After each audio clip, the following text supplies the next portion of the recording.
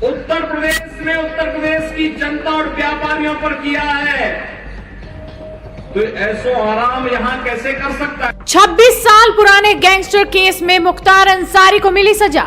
सुबह से मांग रहा था बरी होने की दुआएं, फैसला सुनते ही रो पड़ा बाहुबली माफिया डॉन। मुख्तार अंसारी कई सालों से जेल की सलाखों में बंद है। बेटा विधायक बनने के बाद भी मारा मारा फिर रहा है। ईडी ने उसे जेल तक भेज दिया। पत्नी भी फरार घोषित है और अब मुख्तार अंसारी को 10 साल की सजा सुनाई गई तो कोर्ट में ही रोने लगा माफिया डॉन। दरअसल यूपी के गाजीपुर जिले की एमपी एमएलए कोर्ट ने साल 1996 में गैंगस्टर एक्ट के तहत दर्ज हुए 5 मामलों में माफिया डॉन मुख्तार अंसारी को दोषी करार देते हुए 10 साल की सजा सुना दी है। इसके साथ ही कोर्ट ने 5 लाख रुपए का जुर्माना भी लगाया। लेकिन कोर्ट में 10 साल की सजा सुनते ही डॉन मुख्तार अंसारी रोने लगा। मुख्तार के साथ ही भीम सिंह को भी 10 साल की सजा सुनाई गई है। दरअसल गाजीपुर में साल 1996 में सदर कोतवाली में मुख्तार अंसारी और भीम सिंह पर गैंगस्टर एक्ट के तहत केस दर्ज किया गया था। यह मामला गाजीपुर की एमपी एमएलए कोर्ट में विचाराधीन था। इस मामले में 12 दिसंबर को जिरह और गवाही पूरी होने के बाद अदालत ने पत्रावली पर फैसले के लिए 15 दिसंबर की तारीख नियत की थी।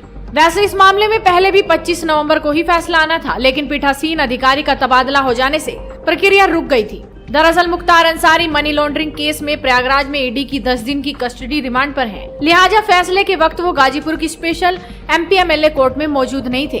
चूँकि किसी भी मुकदमे में फैसला सुनाए जाने के वक्त आरोपियों की कोर्ट में मौजूदगी जरूरी होती है, लिहाजा प्रयागराज के ईडी दफ्तर में वीडियो कॉन्फ्रेंसिंग के इंतजाम किए गए थे। इसके लिए एक स्क्रीन लगाई गई थी।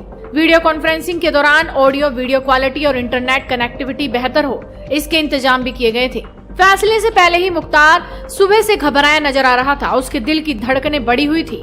मुख्तार अंसारी ने ईडी के अफसरों से केस का फैसला आने तक आज पूछताछ नहीं करने का अनुरोध किया था और बताया जा रहा है कि ईडी के अफसरों ने मुख्तार की इस अपील को माना भी और आज अभी तक उससे पूछताछ शुरू नहीं की गई। हालांकि देर रात शुरू हुई पूछताछ आज सुबह करीब 4:30 बजे तक हुई थी। मुकदमे का फैसला अपने पक्ष में होने के लिए मुख्तार अंसारी सुबह से ही दुआएं कर रहा था। मुख्तार ने सुबह से कई बार इबादत की। उसने खुदा की बारगाह में सजदे कर दुआएं मांगी। इसके साथ ही तस्वीर पर तिलावत की। मुख्तार ने सुबह का नाश्ता भी ठीक से नहीं किया था, लेकिन उसकी सारी दुआएं बेकार गई। बता दें कि मुख्तार को अभी तक किसी भी मामले में सजा नहीं हुई, लिहाजा वो इस केस में भी बरी किए जाने की दुआएं कर रहा था। मुख्तार को पता था कि इस केस में सजा होने पर उसकी मुश्किलें और बढ़ जाएंगी और ऐसा ही हुआ भी। मुख्तार अंसारी को 10 साल की सजा हुई तो उसे डर सताने लगा कि आगे न जाने उसके साथ और क्या क्या होगा। लेकिन आपको इससे पहले की तस्वीरें देख लेनी चाहिए। फैसला तो आज आना था। इससे पहले जब एमपी एमएलए कोर्ट में उसे पेश किया जा रहा था, उस दौरान उसके चेहरे पर किस तरह की मुस्कुराहट थी वो आप जरा देख लीजिए। कल पेशी के दौरान उसके चेहरे पर कोई शिकन नहीं थी। कड़ी सुरक्षा के बीच कोर्ट में पेश होने के बाद जब बाहर निकला तो चेहरा मीडिया की तरफ ही था और पूरे समय वो मुस्कुराता रहा, जिसकी तस्वीरें सोशल मीडिया पर काफी वायरल हैं। कोर्ट से लेकर गाड़ी में चढ़ने तक मुख्तार की नजरें मीडिया के कैमरों की तरफ ही रही। इस दौरान उसकी तस्वीरें भी कैद होती रही। हालांकि पुलिस ने मुख्तार अंसारी और मीडिया के बीच में दूरी बनाए रखी, लेकिन आज जब मुख्तार अंसारी को 10 साल की सजा सुनाई गई तो उसके हाव भाव बदल चुके थे। वो कोर्ट में फूट फूट कर रो रहा था और रोए भी क्यों ना। योगी के यूपी में आते ही उसकी हालत तो पहले ही खराब होनी शुरू हो चुकी थी, क्योंकि सीएम योगी ने कह दिया था कि माफियाओं को बख्शा नहीं जाएगा।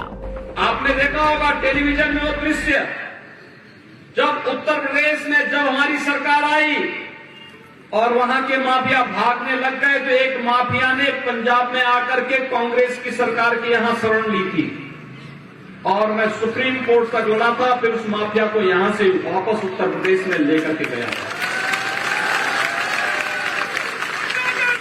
और भाइयों बहनों, मैंने कहा जब इसने अत्याचार उत्तर प्रदेश में उत्तर प्रदेश की जनता और व्यापारियों पर किया है, तो ऐसो आराम यहां कैसे कर सकता है? कांग्रेस शासन में यहां कैसे कर सकता है?